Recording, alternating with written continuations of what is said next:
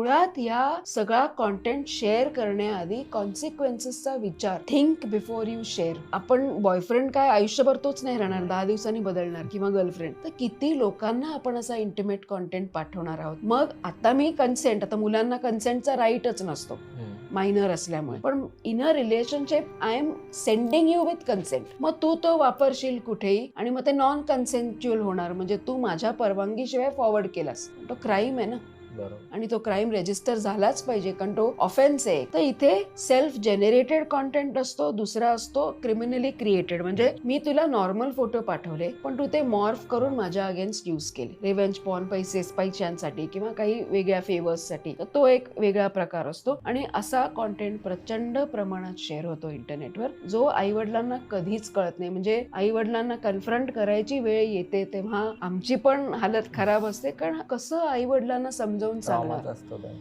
आणि मुलांना पण त्यांना फेस करायचं असतं. तर it's a very challenging situation. पण म्हणून तो विचारपूर्वक करायचा.